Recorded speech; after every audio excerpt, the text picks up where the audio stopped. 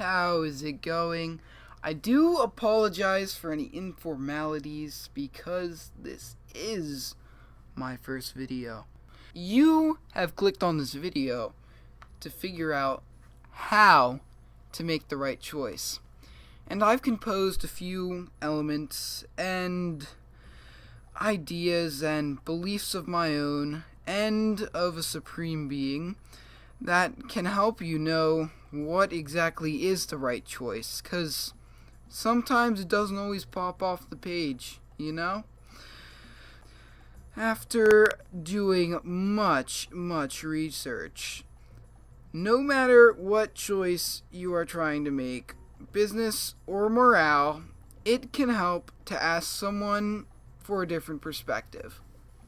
But not everyone has the right perspective, meaning that your little friend Bud likes weed, and Bud thinks weed solves the entirety of the world. But you see, weed is a great illegal way to wind out and be free, man, and party on north. But it's not exactly the best political and social economic solution, especially for business decisions and executive powers needing to focus and give it their all, right? So, making the right choice. Getting a little distracted. Like I said, sorry about the informalities. But back to what I was saying. People don't always have the right view.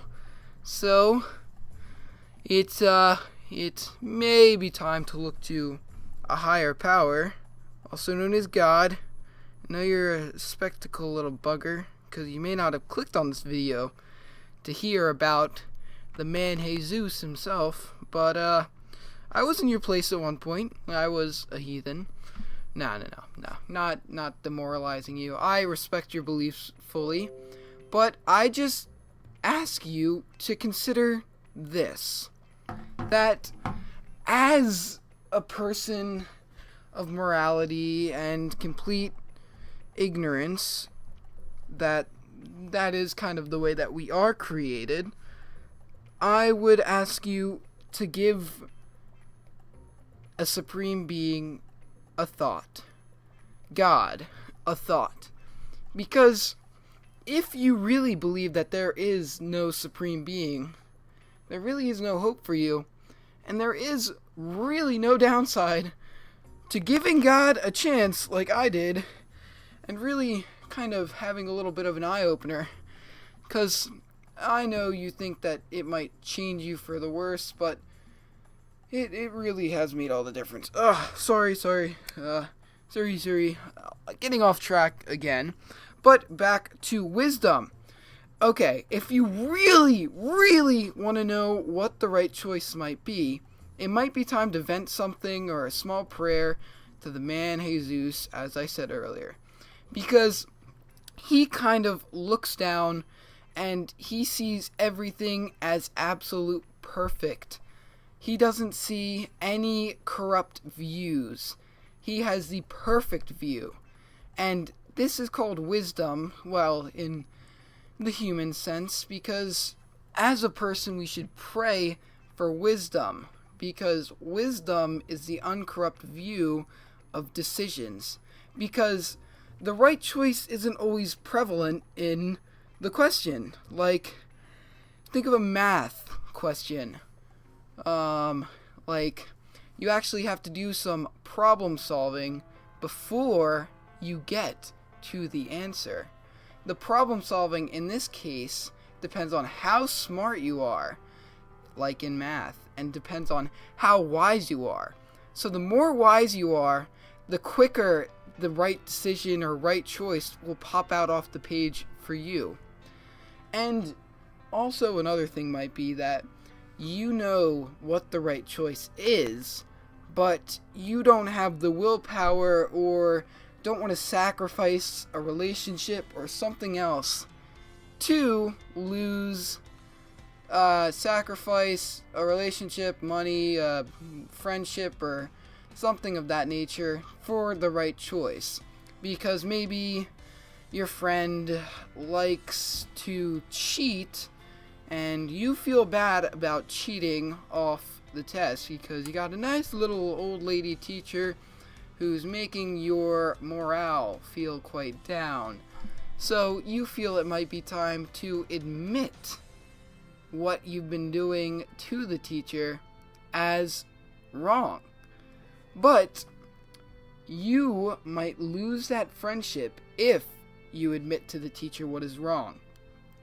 These decisions and these right or wrong choices are the defining moments of your characteristic, because eventually in the end you gotta choose right or wrong, and it's not just one big decision but a line of little ones along the way. And having a small right decision can really set you, even if it's a pain in the butt, can really set you on the right direction to having greater wisdom and right decisions in the future. So I challenge you to maybe sacrifice a little something, like maybe just sacrifice your friend's prideness of you for doing the right thing, because in the end God will reward you tenfold for if you do the right thing rather than if you do the wrong thing. And I cannot stress this enough. I know it's hard to do the right thing now, but in the end it will pay off. You should think, or you should respect the power of God and his punishing power upon you. Freaking phone. Alright, but you should respect the power that God has to punish you, because if you do the wrong thing, God may punish you, but it is for the betterment of yourself, because he does love you perfectly, and perfect love does involve punishing for wrongdoing. But if you respect God and choose the right thing, he will reward you. So just a quick recap of what you should have learned today. Even though it's harder to do what is right, in the end it will pay off to do what is right, because God will always be on your side and he is the supreme being.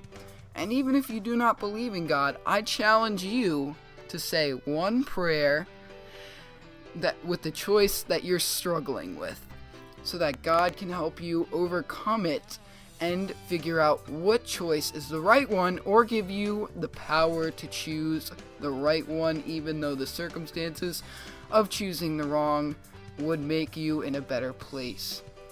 So if you got a question, put it in the comments. This is my first video. I'm sorry about any informalities, as I said in the beginning, and I'll see you next time. Party on, North.